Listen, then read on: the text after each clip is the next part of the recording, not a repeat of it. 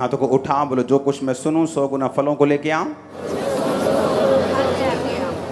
अंधकार की शक्तियां इसे चुराने ना पाए, प्रभु यीशु मसीह के सामर्थी नाम में। एक बार इन आयतों को लिख लो, उसके बाद इसको कोशिश है 2 पार्ट्स में खत्म करने की। दूसरा राजा 4 उसकी 1 से 7 आयत, नीति वचन 22 उसकी 4 आयत, यूहन्ना 6 उसकी 1 से 14 आयत। मैं फिर से रिपीट करता हूं, लिखी जाओ। दूसरा राजा 4 उसकी 1 से 7 आयत, नीति वचन 22 उसकी 4 आयत, यूहन्ना 6 उसकी 1 से 14 आयत, नीति वचन 22 उसकी फिर 7 आयत, व्यवस्था विवरण 28 उसकी 1 आयत, 2 आयत और 12 आयत, नीति वचन 3 उसकी 9 और 10 आयत, मलाकी 3 उसकी 10 आयत, पहला तीमुथियुस 6 उसकी 10 आयत, लूका 16 उसकी 14 आयत, व्यवस्था विवरण 15 उसकी 5 से 7 आयत। मैंने 3 रिपीट कर दिए थे, 4 से फिर मैं रिपीट करता हूं ताकि आप उसे लिख पाएं। नीति वचन 22 उसकी 7 आयत, व्यवस्था विवरण 28 उसकी 1, 2 और 12 आयत, नीति वचन 3 उसकी 9 और 10 आयत, मलाकी 3 उसकी 10 आयत, पहला तीमुथियुस 6 उसकी 10 आयत, लूका 16 उसकी 14 आयत, व्यवस्था विवरण 15 उसकी 5 से 7 आयत। ये वचन खुदावंद के नाम में आपकी बरकत का कारण हो, यीशु के नाम में। सबसे पहले हमें यह समझने की जरूरत है कि परमेश्वर हमारे विषय में क्या सोचता है। जब हम कर्जे के टॉपिक पे बात करेंगे तो एक कोढ़ी परमेश्वर के पास आके कहता है कि परमेश्वर अगर तू चाहता है तो मैं शुद्ध हो जाऊं। तो परमेश्वर ने कहा मैं चाहता हूं तू शुद्ध हो जा, आमीन। और बाइबल कहती है क्या वो शुद्ध हुआ कि नहीं हुआ। अब व्यवस्था विवरण 15 उसकी 5 से 7 आयत हम पढ़ेंगे।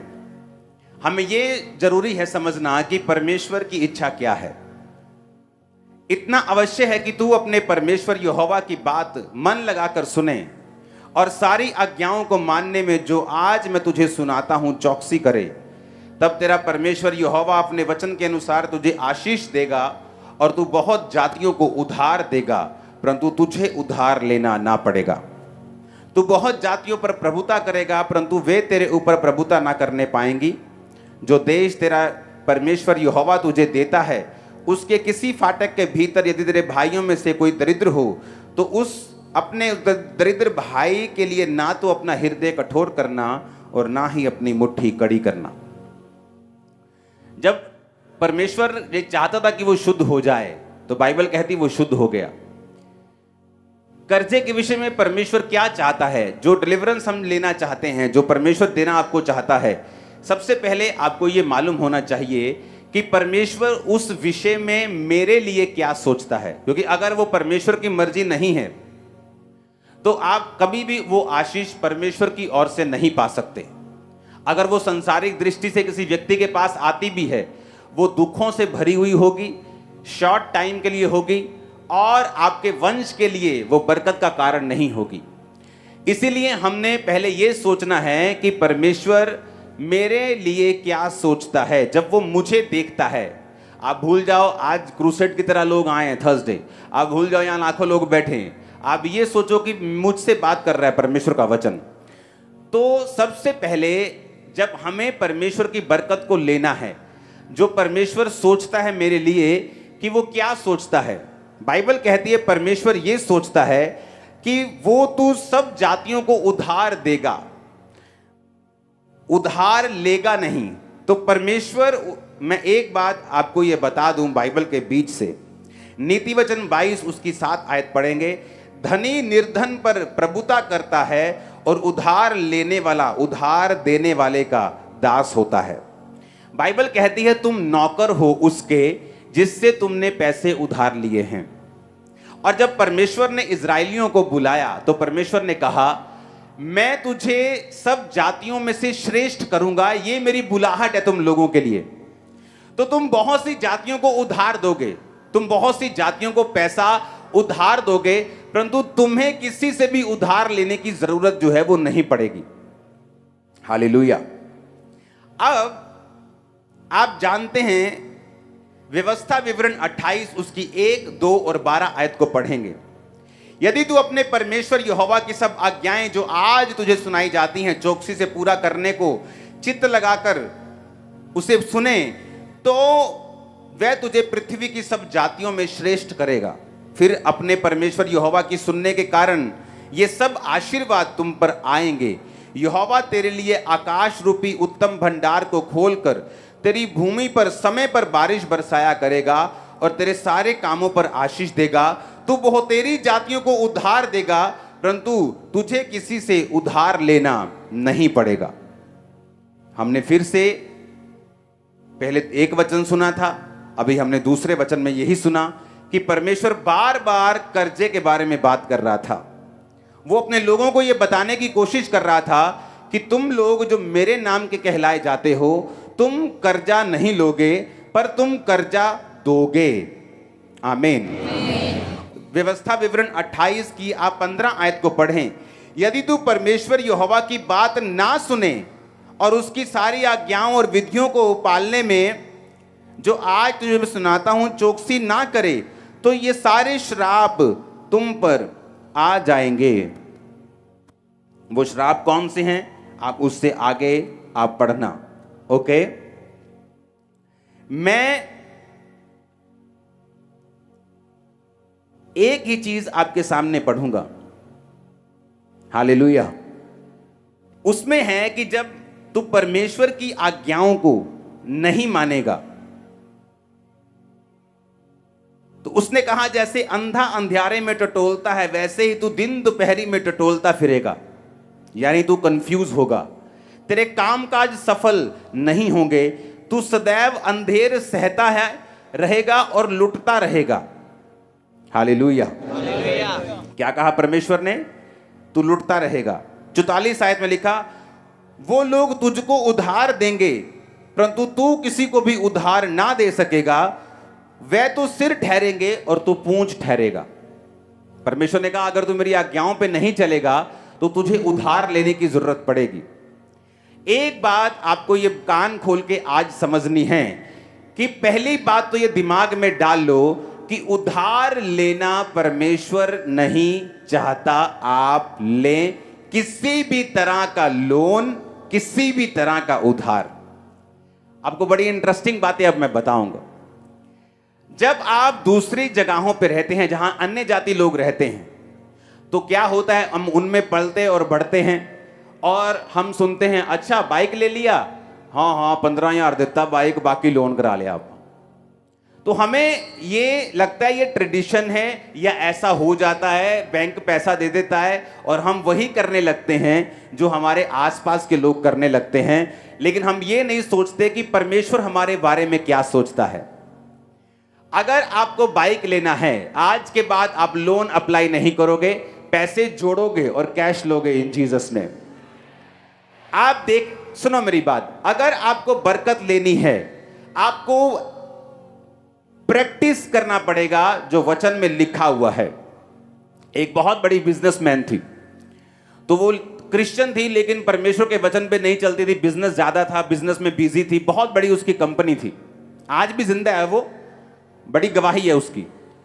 तो वो इतना परमेश्वर के वचन पे नहीं चल पाती थी। तो कंपनी थी, तो जब कंपनी में अप डाउन आता रहता है, खासकर फॉरेन कंट्रीज में रिसेशन आते रहते हैं, तो जब रिसेशन आया तो थोड़ा लोन था, वो लोन बढ़ गया।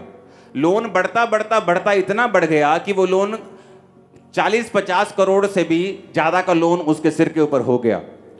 अब बात ये थी कि उसे वो नॉर्मल लग रहा था क्योंकि बाकी बिजनेस भी लोन ले रहे थे और बाकी भी कर्जे के नीचे थे। आप कई बार देखते हो बहुत बड़े बड़े बिजनेसमैन, आप सुनते हो अच्छा बैंकरप्ट हो गया, यार वो तो टॉप 10 में आता था। वो कर्जा इतना है उन लोगों के ऊपर कि जब थोड़ा सा भी हिलते हैं तो वो कर्जा उनको दबा लेता है। तो परमेश्वर ये चाहता था कि इजरायली लोग जो हैं मेरी बरकत इन पे रहेगी और ये निशानी होगी कि मैं इनके साथ हूं, कि ये किसी भी तरह का कोई भी कर्जा नहीं लेंगे बल्कि कर्जा दिया करेंगे, ये निशानी होगी। तो अब जो उस औरत को जब कहती कि सब कुछ चल रहा था अच्छा, ये नहीं कि लोन की पेमेंट टूट रही थी, किस्तें भी टाइम पर जा रही थी, पर कहती एक बात मेरे दिल में आती थी कि इतना लोन है मेरे सिर के ऊपर, इससे पूरा करने में मेरी सारी उम्र जाएगी। यानी वो अगर 40 साल की उस समय थी तो उसने कहा कि इसे कंप्लीट करते करते बैंकों में कम से कम मैं 70 साल की हो जाऊंगी, 80 साल की हो जाऊंगी, तब जाके ये लोन जो है मेरी पूरी लाइफ में खत्म होगा। कहती मुझे ये भी नॉर्मल लग रहा था। कहती उसके बाद किसी से मालूम हुआ, उसने क्रिश्चियन बुक्स पढ़नी स्टार्ट कर दी। और क्रिश्चियन बुक्स किस मैटर के ऊपर? कर्जे के मैटर के ऊपर, मनी के मैटर के ऊपर, कि परमेश्वर हमारी लाइफ में क्या चाहता है। और वहां उसने एक वचन पढ़ा जो आप बहुत बार सुन चुके हैं, मलाकी 3 उसकी 10 आयत में लिखा हुआ है। उस वचन को जब उसने पढ़ा तो वहां पर मलाकी में लिखा है कि अगर सारे दशमांश तू भंडार में ले आए, सारे दशमांश भंडार में ले आओ कि मेरे भवन में भोजन वस्तु रहे, यानी परमेश्वर के भवन में सब सेवकाई के काम होते जाएं। और सेनाओं का यहोवा ये कहता है कि ऐसा करके मुझे परखो कि मैं आकाश के झरोखे तुम्हारे लिए खोलकर तुम्हारे ऊपर अपरंपार आशीष की वर्षा करता हूं कि नहीं करता। एक लौता वचन है बाइबल का जिसमें परमेश्वर आपको चैलेंज करता है कि अगर आप इस वचन को पूरा करेंगे तो आप परमेश्वर को परख सकते हैं कि आपके जीवन पर आशीष आती है कि नहीं आती। उसने कहा जब मैंने बहुत बड़े बड़े ऑथर्स की बुक पढ़नी शुरू की, क्योंकि कर्जा हो चुका था, बिजनेस थोड़ा डाउन हो चुका था, लेकिन चल रहा था, लेकिन उसे मालूम था कि ये परफेक्ट प्लान नहीं है मेरी लाइफ में। जब उसे ये समझ आई कि मैं टाइथ नहीं दे रही हूँ, क्रिश्चियन होने के बावजूद भी मैं परमेश्वर का वचन पूरा नहीं कर रही हूँ, और बाइबल कहती है जब हम टाइथ नहीं पे करते तो परमेश्वर कहता है मैं फिजूल खर्ची को भेजूंगा, तुम्हारे फल कच्चे झड़ेंगे, तुम पे कर्जा होगा और तुम गलत गलत चीजें पर फैसले लेकर अपने पैसों को वेस्ट करते रहोगे और तुम्हारे पैसे गलत चीजों पे लगेंगे जहां लगने नहीं चाहिए। बहुत से लोग बोलते हैं जैसे मैं घर बनाने लगता हूं मुझ पे कोई अटैक होता है, घर में कोई बीमार हो जाता है, कोई हॉस्पिटलाइज हो जाता है, कभी कोई एक्सीडेंट हो जाता है, कभी कोई अलग सा काम आ जाता है और हम घर नहीं बना पाते। आप उन लोगों से अगर पूछेंगे ध्यान से कि क्या आप अपनी लाइफ में से टाइथ पे करते हो, अपनी कमाई का 10वां हिस्सा पे करते हो और अपने टाइम में से 2 घंटे 24 मिनट रोज आप परमेश्वर को देते हो प्रार्थना में? उनका जवाब होगा नहीं, हम ऐसा नहीं करते। क्यों? क्योंकि अगर आप ये 2 चीजें करें, अपने टाइम का दशवांश और अपनी कमाई का दशवांश, तो बाइबल कहती है किसी भी रीति के साथ आप कर्जे में नहीं रहेंगे। परमेश्वर ने कहा जो आज्ञाएं मैं तुम्हें देता हूं, अगर तू चित्त लगाकर, हम चित्त लगाकर कई बार मैच देखने लगते हैं, हाँ कि मैच लगा है, पूरा कॉन्फिडेंस, चित्त लगा हुआ है मैच में, पूरा ध्यान मैच में लगा हुआ है, कोई खास पिक्चर लगी पूरा चित्त लगा के उसको सुन रहे हैं, फेवरेट चीज लगी पूरा मन लगा हुआ है। परमेश्वर कहता है अगर ऐसे ही मन तू मेरे वचन के ऊपर लगाएगा तो निशानी होगी कि तू सब जातियों से श्रेष्ठ होगा और तू उधार देगा और लेगा नहीं, क्योंकि उधार लेने वाला देने वाले का दास होता है, उसका नौकर होता है, और परमेश्वर चाहता है कि तुम अन्य जातियों में श्रेष्ठ हो, इसलिए वो तुमको नौकर बनता हुआ देखना नहीं चाहता। अब जब उस औरत को वचन मालूम हुआ, उसने टाइथ निकालना शुरू किया। कहती मुझे उन लोगों के फोन आने लगे, मेरे कस्टमर्स जो 5 साल पहले मुझे छोड़ चुके थे। कहती उन कस्टमर्स के फोन आने लगे जो बल्क में मुझे ऑर्डर देने लगे, जो 5 साल पहले 7 साल पहले कस्टमर्स का लिंक टूट चुका था वो मुझे कॉल करने लगे। कहते ऐसे अनएक्सपेक्टिंग कॉल्स मुझे आने लगी मेरे बिजनेस के लिए, और मेरा बिजनेस इस तरह से अनएक्सपेक्टेडली ग्रो करना शुरू हो गया कि आज वो औरत पूरी तरह से कर्जे से 100% आजाद हो चुकी है। और उसने फैसला किया कि आज के बाद कुछ भी हो, जितनी ग्रेस होगी, जितना पैसा होगा हम उसमें बिजनेस करेंगे, लेकिन बैंक से लोन नहीं उठाएंगे, टाइथ पे करेंगे। और जब उसने फैसला किया, परमेश्वर ने उसे बरकत दी, दिनों और महीनों में उसका लोन उतरा। और फिर देखो क्या हुआ, परमेश्वर ने उससे बात की, उसने कहा मेरी बेटी एक बात को सुन। परमेश्वर ने कहा तू अब टाइथ नहीं निकालेगी, तू टाइथ को डबल करेगी और 20% निकालेगी। वो घबरा गई क्योंकि वो बहुत अमीर थी और लाखों में उसका टाइथ था महीने का। तो उसे मालूम था अगर परमेश्वर ने कुछ कहा है तो ये उसका कुछ मकसद होगा। कहती मैंने हाँ किया, मैंने फॉलो करना शुरू किया और कहती जैसे ही मैंने फॉलो करना शुरू किया, कुछ ही महीनों बाद 2008 का रिसेशन आया अमेरिका में। कहती जब 2008 का रिसेशन आया, मेरे जैसे कई बिजनेस फ्लॉप हो गए, जमीन पे आ गए, रोड पे चले गए, कर्जा लेना तो दूर, कर्जा मतलब इंस्टॉलमेंट्स के उनको लाले पड़ गए। पर कहती मेरा इकलौता बिजनेस ऐसा था जो रिसेशन में भी डूबा नहीं और फलवंत हुआ और बढ़ा, क्योंकि मैंने परमेश्वर की आवाज को सुना था। हालेलुया। एज ए क्रिश्चियन आपको यह बात समझ रखनी है कि परमेश्वर नहीं चाहता आप कर्जा लें। हालेलुया। मैंने अपनी टीम को बता दिया कि जहां पर सीए ने बोला भी है ना कि आप इतना बड़ा कैश की जगह ये चीज मत लो, चेक में चीज मत लो, अब वो भी हम नहीं करेंगे। पूरी चीज खुदावंद के नाम में कर्जा फ्री। ये चर्च इमेजिन करो, लोग या पास्टर्स मिलते हैं, लोग मिलते हैं तो छोटा सा एक प्रोजेक्ट होता है, उस पर 20 लाख का कर्जा होता है। अब इमेजिन करो ब्रांचेस, सैकड़ों ब्रांचेस, मेन ये प्रेयर माउंटेन, एक एक चीज लाखों और करोड़ों में बनी है और चर्च के ऊपर कोई कर्जा नहीं, 1 रुपए का भी चर्च के ऊपर कोई कर्जा नहीं है। परमेश्वर ये प्रूफ करना चाहता है आपकी लाइफ पे कि आप लोग अलग हैं, लेकिन आपको प्रैक्टिस करना पड़ेगा। आप बोलोगे इम्पॉसिबल है कि मैं ऐसे कार ले लूं, इम्पॉसिबल है कि मैं घर ऐसे बना लूं अगर मैं बैंक को इन्वॉल्व नहीं करता हूं। तो मैं आपको बता रहा हूं आपको क्या करना है, आपको वचन में ध्यान से सुनना है। दूसरा राजा 4 उसकी 1 से 7 आयत में लिखा है, भविष्यद्वक्ताओं के चेलों की पत्नियों में से एक स्त्री ने अलीशा की दुहाई देकर कहा, तेरा दास मेरा पति मर गया और तू जानता है कि वह यहोवा का भय मानने वाला था, जिसका वह कर्जदार था। वह आया है कि मेरे दोनों पुत्रों को नौकर बनाने के लिए ले जाए, लाइफ टाइम स्लेव बनाने के लिए उसको वो लेके जाना चाहता था दोनों पुत्रों को। कौन से बेटे थे दोनों? एक नबी के, एक प्रॉफिट के बेटे थे। अलीशा ने उससे पूछा, मैं तेरे लिए क्या करूं, मुझे बता कि तेरे घर में क्या है। उसने कहा, तेरी दासी के घर में एक हांडी तेल को छोड़कर कुछ नहीं है। उसने कहा, तू बाहर जाकर अपनी सब पड़ोसियों से खाली बर्तन मांग ले आ और थोड़े बर्तन ना लाना। फिर तू अपने बेटों समेत अपने घर में जा, द्वार बंद करके उन सब बर्तनों में तेल उंडेल देना और जो भर जाए उन्हें अलग रखना। तब वह उसके पास से चली गई और अपने बेटों समेत अपने घर जाकर द्वार बंद किया। तब वे उसके पास बर्तन लाते गए और वो उंडेलती गई। जब सब बर्तन भर गए और उसने अपने बेटों से कहा, मेरे पास और ले आ, तो बेटों ने कहा, एक बर्तन नहीं रहा, एक भी नहीं रहा। तेल तब रुक गया। तब उसने जाकर परमेश्वर के भक्त को ये बता दिया और उसने कहा, जा अपना तेल बेचकर ऋण अपना कर्जा भर दे और जो रह जाए उससे अपने पुत्रों सहित अपना निर्वाह करना। अब यहां पर जो कर्जा खत्म हो गया, सिर्फ परमेश्वर ने कर्जा खत्म नहीं किया, परमेश्वर ने कहा कि अब जो तेल बचा है, अब तू अपने पुत्रों सहित उसका निर्वाह भी करना, अपना गुजारा भी उससे चलाना। जब 12 टोकरियां बची थी खाने की, तो कितनी रोटियां और मछलियां बांटी गई थी? 5 रोटी और 2 मछली। कितने लोगों को खिलाया गया था? 5000 पुरुष थे, 4000 कहीं पुरुष थे, तो 20000 के करीब वो लोग थे। 20000 लोगों को खिलाने के बाद भी बाइबल कहती है कि रोटियां जो थी वो बच गईं।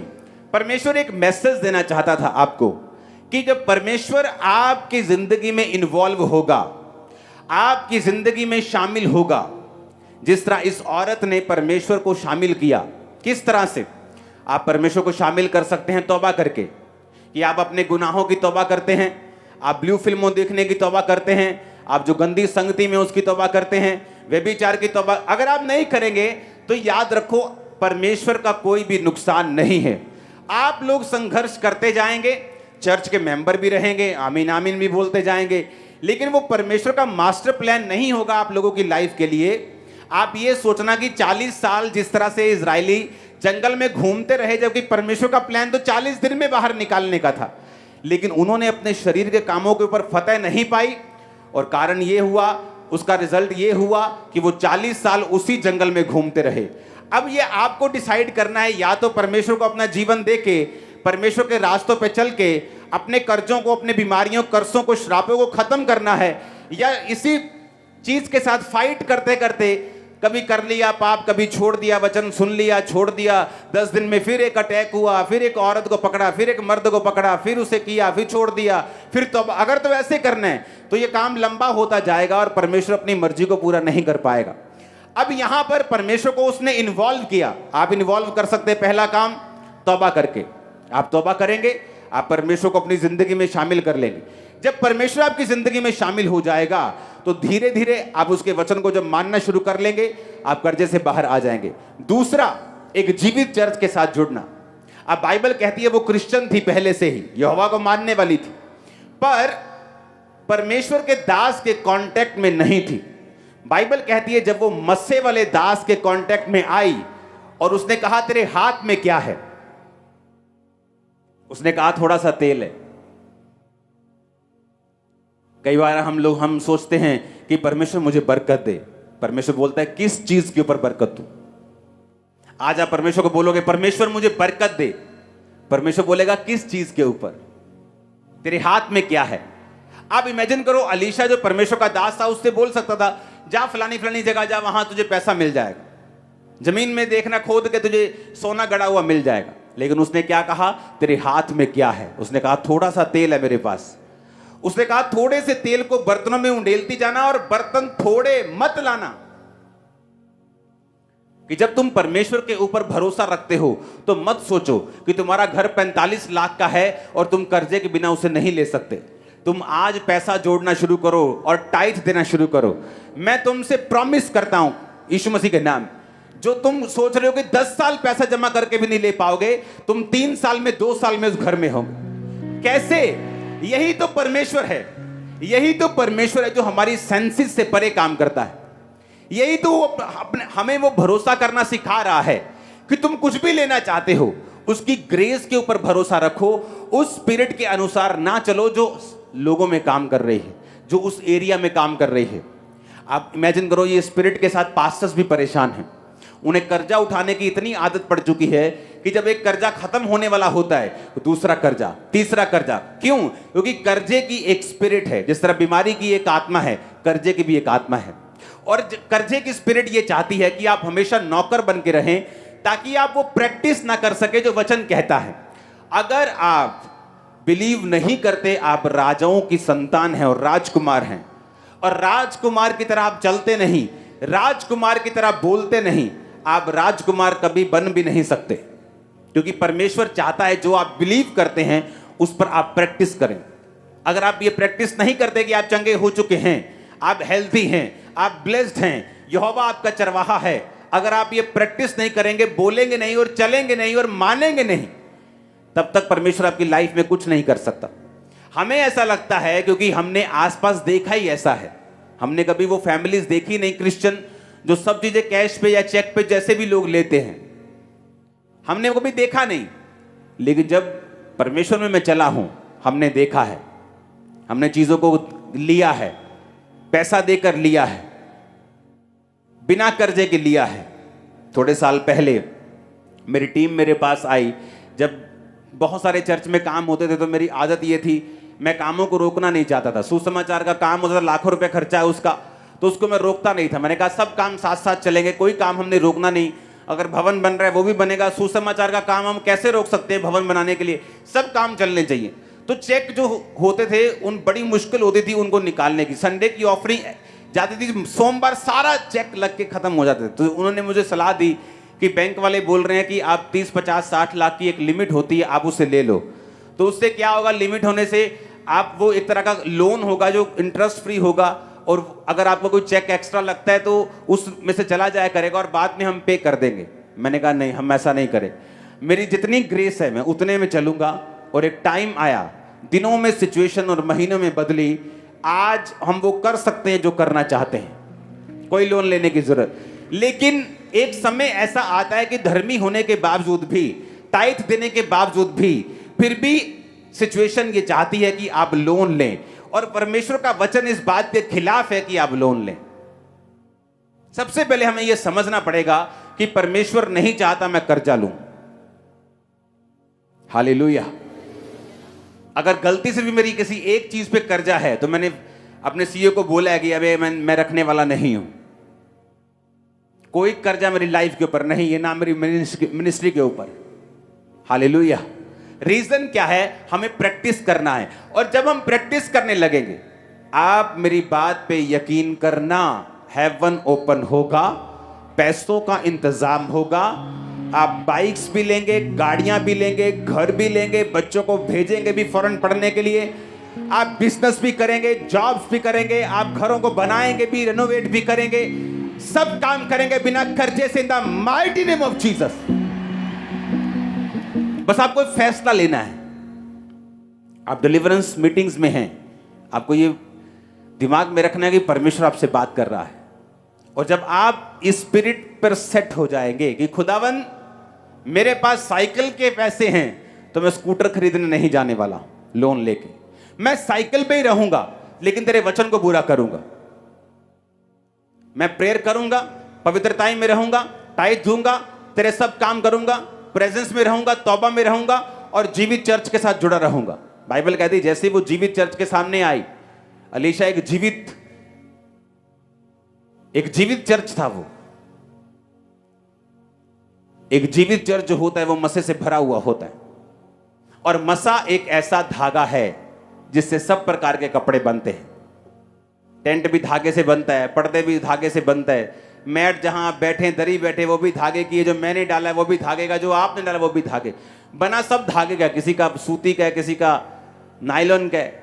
उसी तरह से जो मसा है, जो अनॉइंटिंग है, जिस तरह से उस औरत पे काम किया और परमेश्वर ने उसे फ्री किया, कैंसर से फ्री किया, पागलपन से फ्री किया, बैकबोन के टीबी से फ्री किया, मस्सा वही है, काम अलग अलग कर रहा है।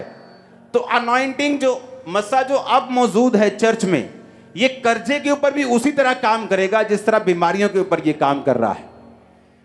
आपके पास एडवांटेज ये है कि आप लोग एक जीवित चर्च का हिस्सा हैं, और जब आप एक जीवित चर्च का हिस्सा होते हैं जो मस्सा लोगों को हील कर रहा है, अगले आने वाले समय में आपको ये समझ होनी चाहिए, ये सेंस होनी चाहिए कि मैं चर्च में जा रहा हूं, अपने कर्जे की फाइल को हमेशा लेके जाओ, जो बच्चे मसीह में नहीं उन्हें लेके जाओ, बीमारी वाली फाइल्स को लेके जाओ, बॉडी पे ऊपर हाथ रखो, क्योंकि जो अनॉइंटिंग अलीशा के ऊपर थी, उस अनॉइंटिंग के कारण वो लेडी कर्जे से छुड़ाई गई।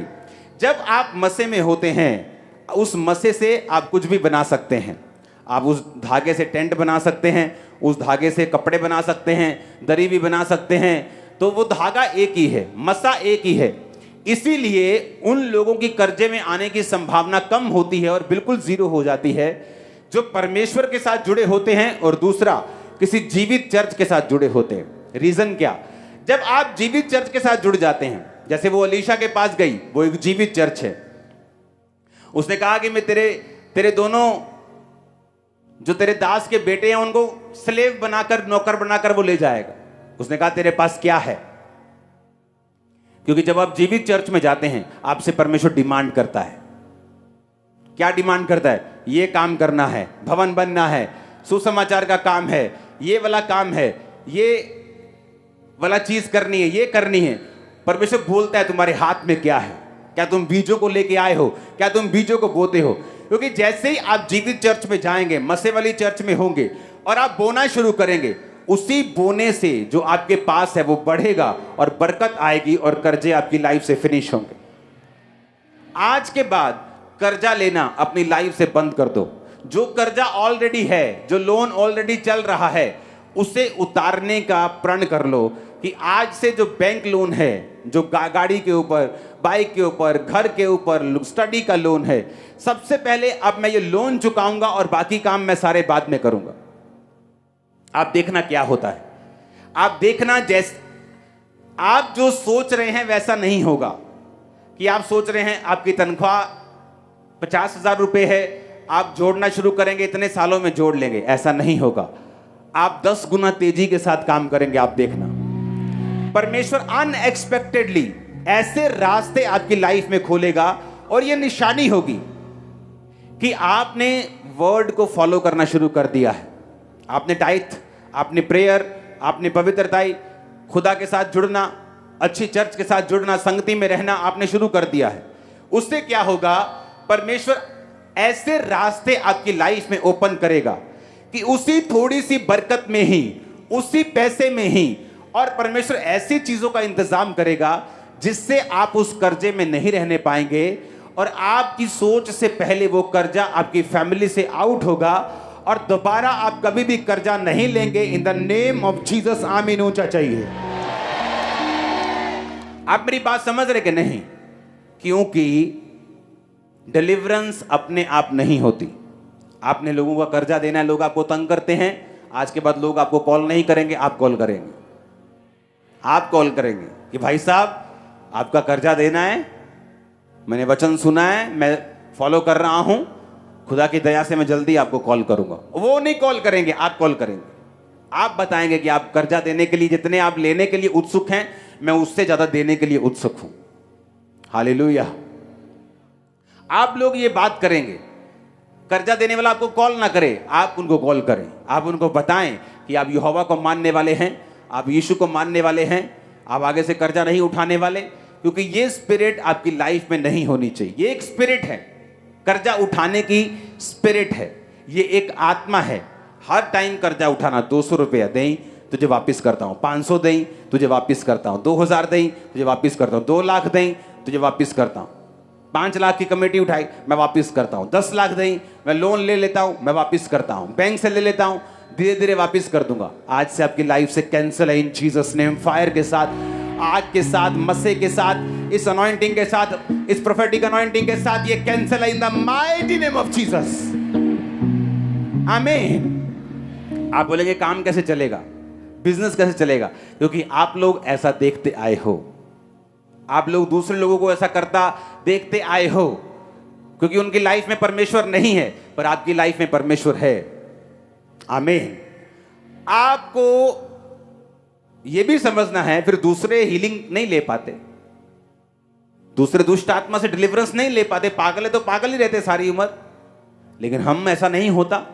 एक क्रिश्चियन बंदा डिलीवरेंस भी लेता है, हीलिंग भी ले लेता है, खुदावन से, पागलपन से आजादी भी ले लेता है, बीमारियों से शिफा भी ले लेता है, दुष्ट आत्मा से छुटकारा भी ले लेता है। तो कर्जों से छुटकारा भी तुम लेने पाओगे यीशु मसीह के नाम में बहुत जल्दी। आप मेरी बात समझ रहे कि नहीं? तो ये स्पिरिट जो है आपको फॉलो करनी, क्योंकि परमेश्वर जो है उसकी इच्छा आपकी लाइफ में यही है। आमीन। नीति वचन 22 उसकी 4 आयत में लिखा, नम्रता और यहोवा के भय मानने का फल धन, महिमा और जीवन होता है।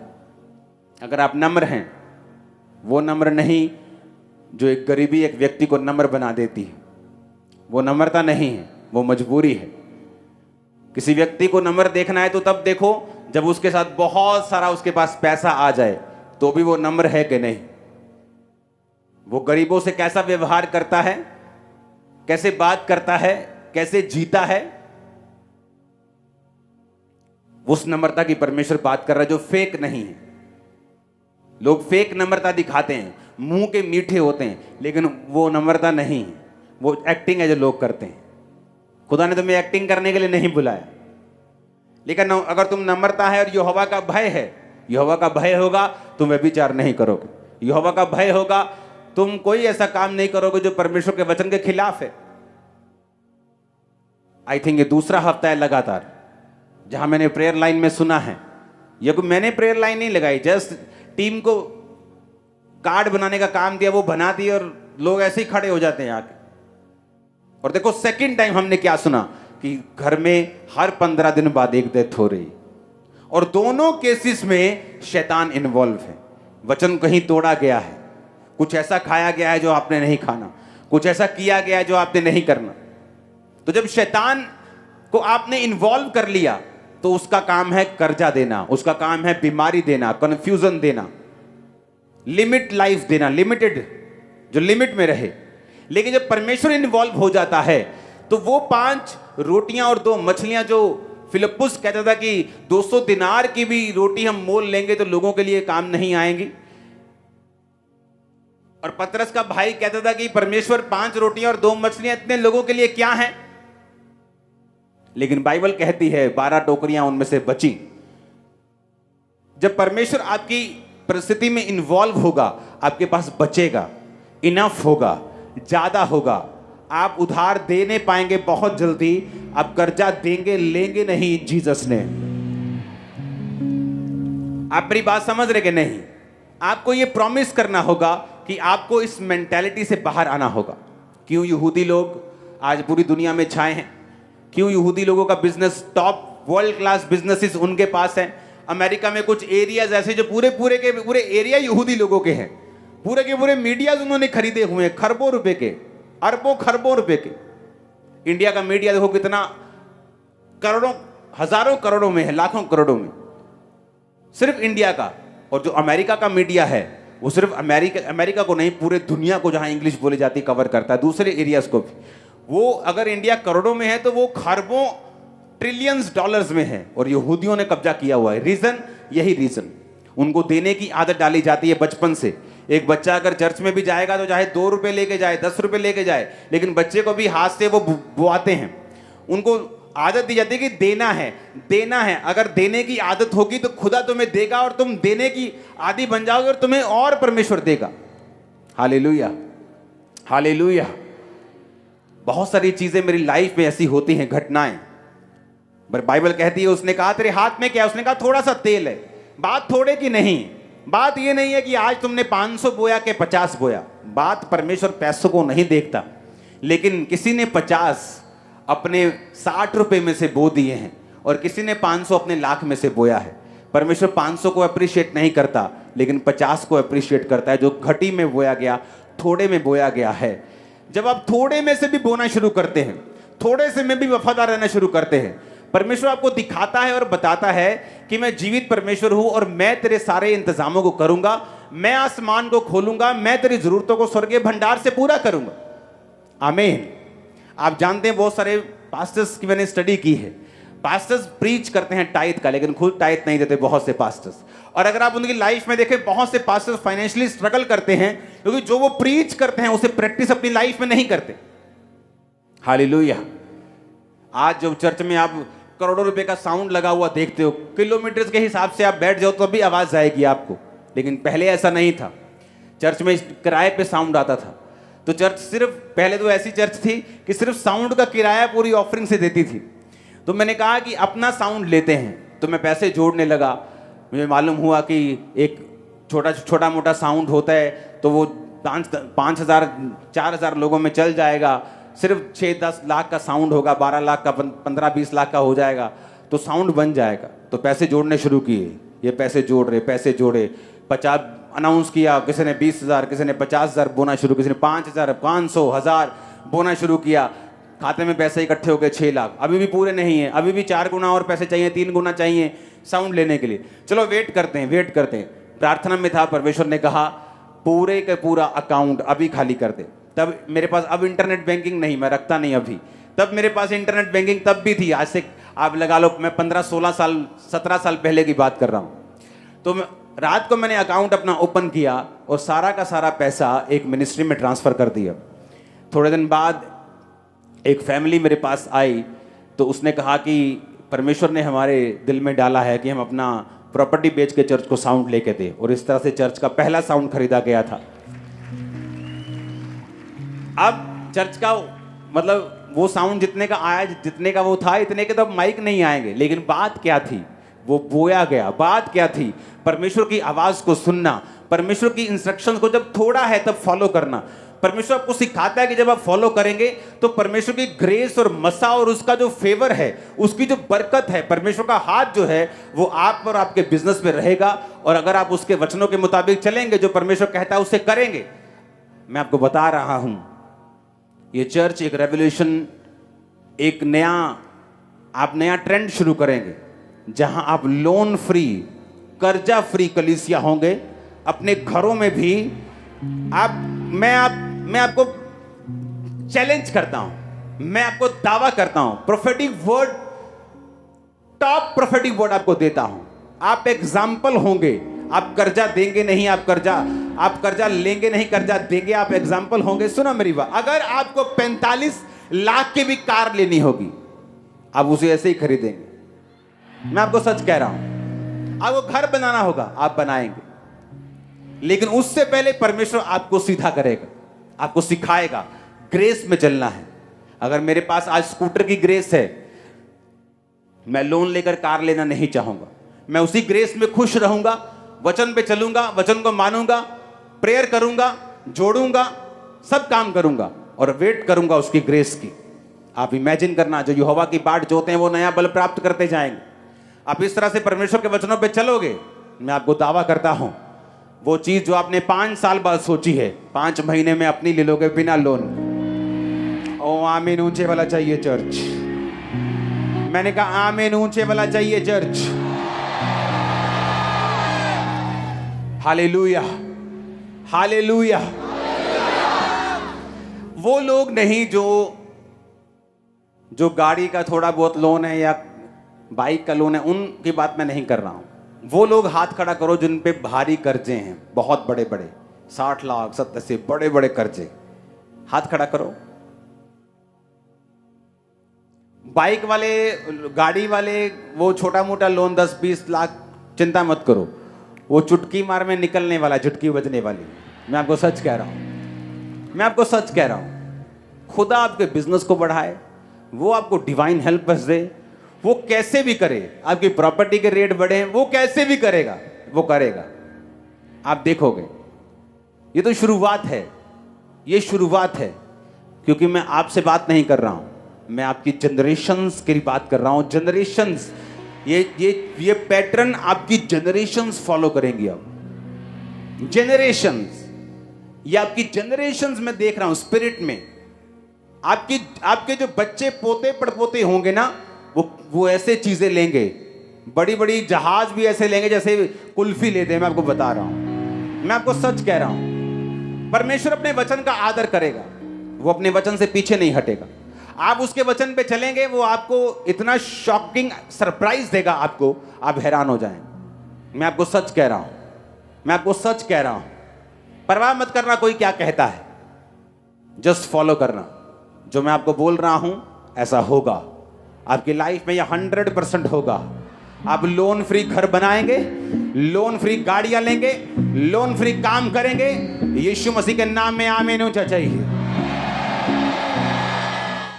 हमारे YouTube चैनल को सब्सक्राइब करें ताकि आप परमेश्वर के गहरे भेदों को जान सकें कि कैसे आप परमेश्वर में बढ़ सकते हैं, कैसे आप दुष्ट आत्माओं से, नशों से, बीमारियों से और वंशों के श्रापों से आजाद हो सकते हैं।